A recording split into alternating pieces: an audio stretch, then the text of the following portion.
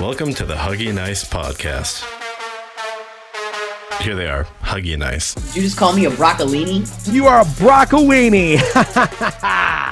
You know what? Hey, it's Huggie. And it's Ice. Good. I'm glad you caught on to that prompt. This is the Huggie and Ice Podcast because Gene made us do it. Shout out to Gene. I got to talk to him yesterday. He has no idea we're doing this podcast. So.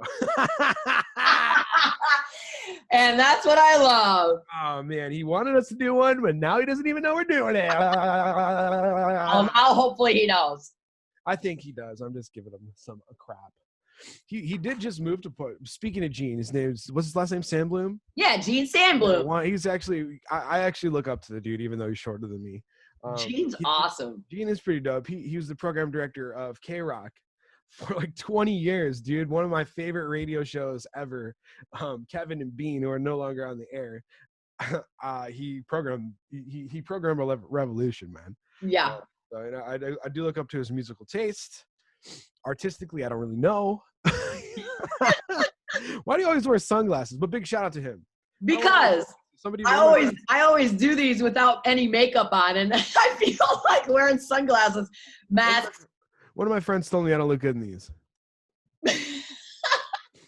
So if you're listening to this podcast, you should also check it out on our YouTube, on Live 95.5's YouTube, to actually see what we see right now. And Huggie had those sunglasses remind me of the sunglasses I wore last time. Like, you look like one of the Oompa Loompas from Charlie and the Chocolate Factory. Well, it's a good thing that I am an Oompa Loompa. I am actually going to quit my job at Live 95.5, and I'm going to become an Oompa Loompa at the Chocolate Factory with Willy Wonks.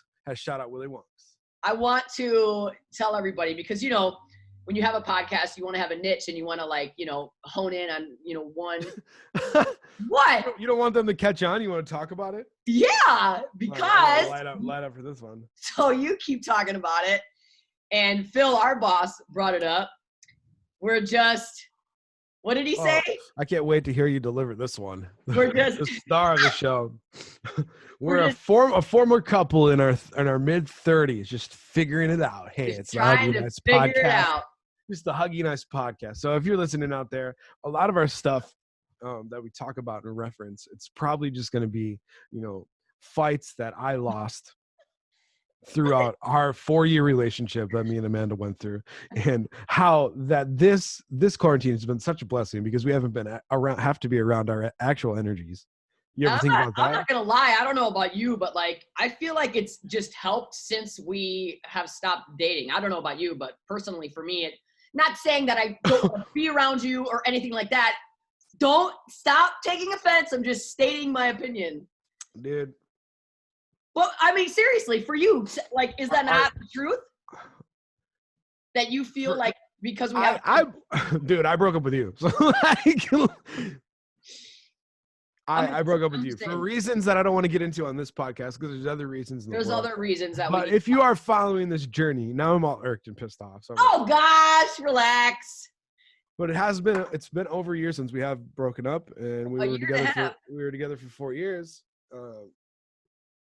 She moved on to some dude with a pap smear on his face. What's that thing called? Idiot. I do not talk to that guy anymore. Bye. Yeah, okay, sure. I don't.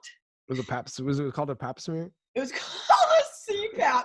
Hey, and this is nothing against people who need those machines, dude, but like, this is the second time I met this guy, and he ended up coming over with a bag, and I'm like, what's in that? And it was a CPAP machine, and then he ended up having like a really hairy chest, and I'm not in a hairy chest, and with that, I was just like, whoa, this is too much. And then you were finger deep in those chest nipple hairs, dude. That's disgusting, dude. I know you. I hate facial hair. You can have scruff. Like, your facial hair didn't bother me up until maybe like once this quarantine started.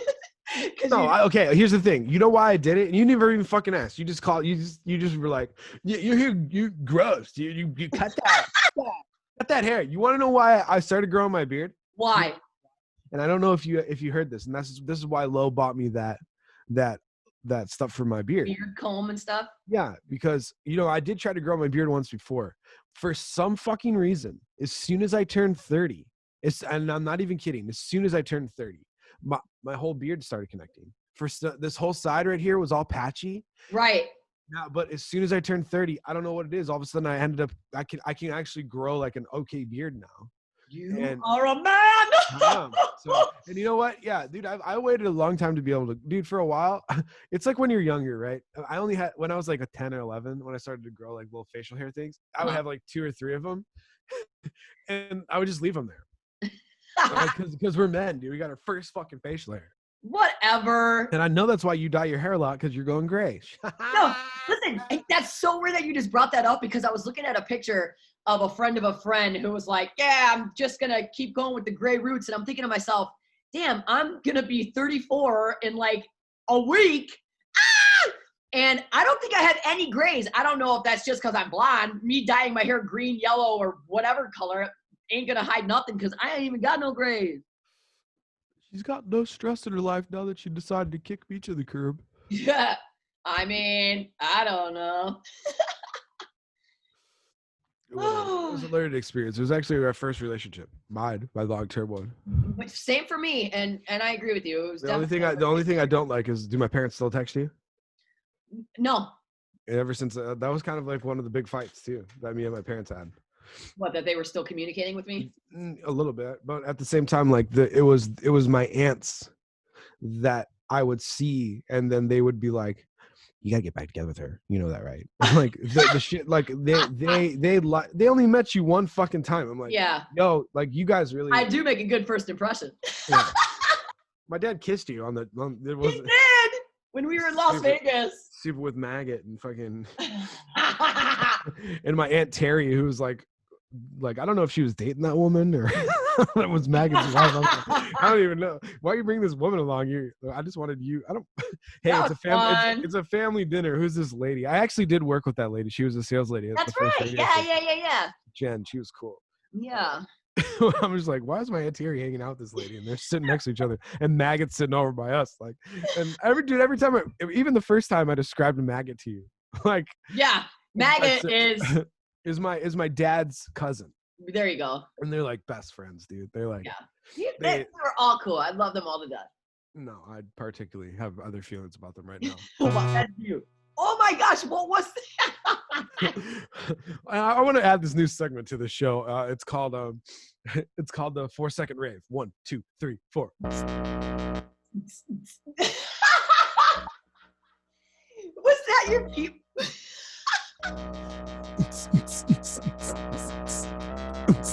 Oh no!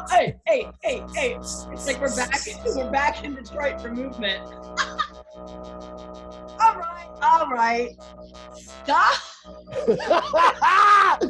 You have to see his facial expression right now. Oh, that's the new synth I got. Yeah, you can work on that project later. And it's a low. Okay, build intention. Build intention. Ah! Build intention. Build it. You're a fool. Build it.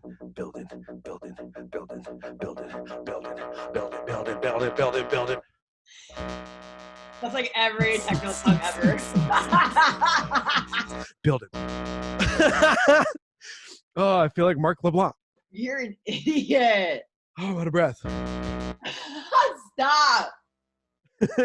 I'm taking that synth away. Oh man, but it's super good though. I'm gonna put some sound effects on it for our next podcast, I think. But serious thing though, some stuff serious going. So there's some serious stuff going on in the world. There's some serious stuff going on in the world right now. It's really interesting to watch happen, especially in the Portland area. I actually went to college in Minneapolis, where George Floyd was murdered by that police officer. Right. So dude, I've just saw as soon as it happened, as soon as it happened and people started protesting, the Target was on fire. A lot of North Minneapolis was all messed up. And then I got my racist friends from back home in Beecher, not fighting for the cause and not really giving a fuck about what goes on in the world. And it's really interesting to see the dividing line between the actual people who care about people and the people that really just give a fuck about themselves and care about the law. Like it's very, very divided right now, even though all 4 of them at this time of you listening to this podcast, all 4 of them have been arrested. Yes. They should have just arrested those 4 originally, but instead they decided to arrest thousands of people protesting. And I think that's fucked up. Like, it's just a very interesting time right there. Today, what day is it today? It's the 4th. I'm actually going to the protest today. Are you? I'm gonna go with my friend Jacques and a couple other friends, and we're gonna go and just try to do it peacefully. Yeah, but a lot of these things. Last night, and I saw that. Man. Yeah, it was actually a cool angle to see because really all the people. It was like a sea of people because you were stopped and the water was right there. Yep. Really nice shooting, Tex. Thanks. No, but just to see it and be there, and I'm all about communication, and words are loud, but like action's louder, dude. And it's like. This all needs to be for something, and if nothing changes out of this, dude, then we really got some we got some bigger issues, dude. This should open some people's eyes. I hope, man. I really do. It has to, dude. Like, this is happening everywhere, all around the country. I was just watching the news, and I'm very, very fortunate to have been brought up in a loving family, and I have a ton of African American friends. I have mixed nieces and nephews. Like, I see them all as they're human beings, dude. Human beings. We're all human beings. And that's the fucked up thing. Like, how come people can't how come it can't be that easy for people? Why does it gotta be color, man? I was just talking because they were brought up differently. This is my personal opinion. I feel that they weren't loved. They didn't probably have a loving family, or I just don't know. I feel like they just weren't shown the peaceful way to just live your life, and they weren't cultured because they were kept to their own culture. Right. And that's something that, and you know what I hate about those types of people, and I get to say hate, and I want to unify this, but I've been posting just pictures, and I haven't been saying anything. Normally, and I want to be able to get this out and tell you this personally. I haven't been posting Huggie's Desk content because I don't think it's the time right now. It's not the time for people to put out music unless they're against something. I was really Kane Brown just dropped it's like Love About the World. To your point, that stuff, yes. If it means something, like right now, the world doesn't need Huggie's Desk videos. The world needs to hear things like people like this talking about this. Yep. They don't need a joking Huggie's Desk video. There's going to be a time when I do these, and put that into what that type of art. Right now, it needs the people's voices need to be heard, and I've just been posting up these photos, okay? Because I did 3 of them now, 3 good ones. Like I dig and I find they're good. The African American boy saying yes. This was the most controversial one that I posted up. The African American boy saying Donald Trump is very weird. I thought it was so cute. I thought it was like adorable. It was like, dude, it wasn't anything. It wasn't that political. Like it was just he forgot the N in Donald. Like it was beautiful. Like I really thought that was like such a beautiful picture. Yeah. But that one particularly did get irksome people, and because people have particular views about the president of the United States. For my hometown specifically, and this is why I love that I've moved around to 6 different states, and I've met these people because I see my hometown people comment. Okay, and I knew this was gonna happen eventually. I thought it was gonna be the Donald Trump and the Martin Luther King one that really irked it. Right. But it was this kid, this innocent child holding up this picture, and he for some reason this dude just had to say something. And he just did this little paragraph, and I know him very well. He's married to one of my friend's sisters, Russell's sister. Okay. Now they're gonna know. Sorry, but dude, you did it on the internet, dude. Like, and this is what irks me about it. The people will say, why is it this person's fault? Why is it that? Why is it this person? You gotta think. The problem is when you tell people you gotta think, you are now forcing your fucking opinion on another person. Why can't I have it? That's what I said to him simply. Like, why can't I have my own way you feel without having anybody else having an opinion about that? Exactly. So why are you telling me I need to feel that way? Yeah. That's what pisses me off. Yo, I got my views. You got your views. I got my shoes. You got your shoes. You ain't wearing my shit. I ain't wearing your shit. So don't force your shit on me, because your shit's going to be too small for me anyway, because the volume that we're speaking right now are bigger than that. And that's why you'll never be able to fit my shoes or the people's shoes that are fighting for the people. Yeah. And I really, really hate, I love, but also I really didn't have to say anything, because as soon as people see this, I did say something, but it took a whole new toll of it. And this is why it blows my mind. It's because it took there's these Beecher kids. Yeah. And then it's the Portland kids. And Yeah. the Portland kids and the Beecher kids are fucking Yo, different, man. different. Like, Spectrum. you've seen Beecher, Illinois. It's fucking divided. And I get that you have your views. Have them. Yeah. I get that these people have their views. I'm on your side. I'm choosing a side because we got to be the people on this. Dude, the motherfucking president declared war, like basically declared a civil war and said, if these protests keep getting violent, I'm calling in we have the fucking National Guard, dude. You called in the military. Are you for people? For that little fucking kid, that picture of that kid, he was at those protests. You're going to bring in the military now? It's supposed to be peaceful, but these cops, these people, this fucking government, they made it into this, man. Yeah. They fucking did this. And the crooks. sorry, dude. I got super heated. No, as you should. I mean, because that's how you feel, and those are your opinions, you know. And what I had posted and said, you know, the world needs vision, not division. I love that.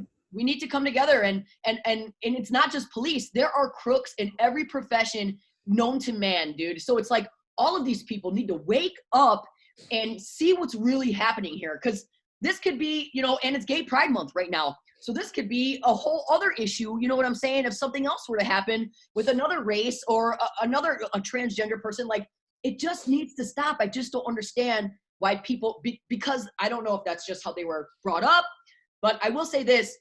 I'm just glad that all of this that has been happening for the past almost 2 weeks, people are starting to talk. And I want to shout out Brown, because I was on a content call today, and we were talking about everything that we're doing programming with the radio station. Which radio station's Brown from?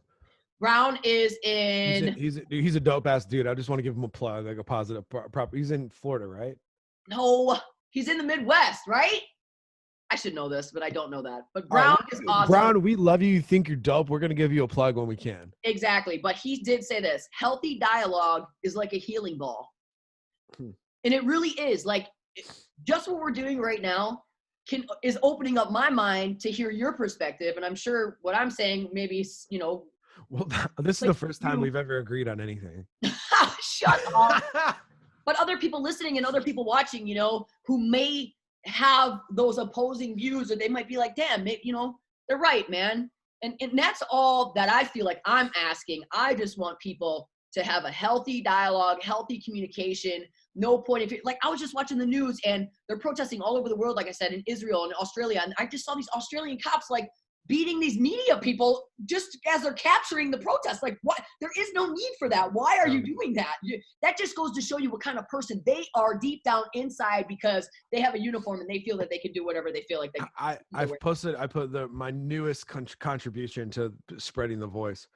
It's right here. It was really good. I don't know if you can see it, but I did see that. Okay, yeah, it's this dude. I thought this was that's why I look, because I don't want to just keep. I've only posted 3 of them, but it's exactly what you're saying. It's this dude's holding up a mirror, and he's facing it towards the riot cops, and it says, "Want to see who came to riot? Look who was dressed for a riot." And it's a mirror point. Like, how, if you as a police officer cannot see that these people are coming with one, the protest starting a park out here. Not today. It's starting at Revolution Hall at 6:00. Okay. And there is families making sandwiches for the protesters. There's water stations. There's and then you have gallons and gallons of milk. Why? Because that prevents and treats tear gas. Yeah. People are bringing gallons of fucking milk to the start of a protest because they already know they're going to get tear gassed at some point. Yeah. Why does every fucking night have to be ended in tear gas? Like, what are they at? Like, I get there's some people that take it extremely far with the looting and the fucking, but every night, dude, I mean, you are dressed in battle gear, dude. These people aren't. They're coming with their clothes on their bodies, some signs, their voices, and water and milk to fucking protect themselves. You got to realize that you are the scary ones. You guys look fucking crazy, man. It is a war out there, dude. Yeah, when I was downtown, I saw the SWAT truck with all these cops on the end. I'm like, oh, it's like scary to me, man. I've been down there once. I didn't go into today. I feel I was asked to go. Yeah. Come with. And a couple days ago, me and my buddy Jacques, my African-American friend, a good friend of mine, and I could see him going through this pain and like feeling what they're feeling. We'll never know, man. We'll never feel what he's feeling, but I'm there for him, and I'm there for the people. Absolutely. And I sent you the video, the picture of I wanted to help him express what he's going through in art. He put it, he had this concept, and dude, as soon as he started it randomly, and I'm just like, dude, let me help. I started cutting the stencils out because like I just want to help get this voice out. Like his voice is different than my voice, and like I want to help be there for it. So I made a video, and we're gonna go down there with those signs today, and it's awesome. It's a movement, man, and I hope it doesn't turn violent, but I'm ready. I hope not either. And I'm a huge advocate of love, and I love Bonix, DJ Bonix. Shout out to DJ Bonix. He's got good writing, man. I love his writing. I love his vibes, and his whole thing is use love, and that's what it is. Use love, man. Why does there got to be this division? Why does somebody have to be different just because of the way they look or sound or believe me, I haven't had it as bad as some other people that are in my life, but there are bullies out there, dude. I was on a fucking reality TV show, and you guys have no idea the hurtful and hateful comments I got because of my voice, because I sound like a dude, because my nose looks the way I look. It's like, to me, that's like, I know it's a lot more extreme, the situation that's at hand right now, but in my opinion, it's all just bullying, dude, and they're all bullies because they all, I don't know, they gotta find something about somebody else because something in their life is all fucked up, and they just got to make somebody else's life miserable, or they end up fucking killing them. For the record, I think your nose is dope. Yeah, you know what? Big Polish honker. I used to hate my voice, but I fucking love my voice now, dude. The voice is unique, man. It's unique, and people hear it, and they're like, holy shit, and they listen. And big shout out to John and Chuck from John and Chuck Incorporated. He actually convinced Ice to run for governor. So yeah, Ice for governor. I told me, and it's like, politics aren't my thing, dude. Republican, Democrat, I don't know. I don't want to know. Like, do what you got to do with the government. But if I got to get up in there to spread the peace and the love, dude, I'll fucking run for governor, man. I'll just fucking be like, yo, we got to unite, y'all. I don't give a shit what's been in place in fucking 1929 or whatever. It's fucking 2020, dog. The world has changed, and it's time for other things to change with it. That's what we always learn when it comes to our jobs. You have to adapt. Get it, Ice! You have to adapt to the change. And I'm going to be your campaign, just like ready to hyper. And Ice 2020, dog. Ice for Prez 2020. Ice 2020, go. That's what I'm saying, dude. Give me some buttons, give me a fucking slogan, and let's do this shit. The world ain't so cold when you got ice. Oh! Yes. I got you. Yes. I'm your campaign manager for sure. My recommendation today, and I think you'll like this recommendation as well before we close up this podcast, is to educate yourself. Go out there. And like you're gonna see a lot of shit, man. You're gonna type in Black Lives Matter, you're gonna see a lot of shit, but it's good and bad. You take what you can, you build your own views, and please fucking educate yourself, man. Yeah. Just do it. And I hope you can agree on that, Ice. I agree with that. And my recommendation would be to listen, to communicate healthy and safely. No need to argue, and just be open to change. And this is honestly our first agreeing conversation, Ice, and I appreciate that. No, we agree on a lot of things. Relax. Yeah, whatever. Yeah, like, comment, subscribe. This has been the Huggie and Ice podcast because you made us do it. Later. Love you. Peace and love.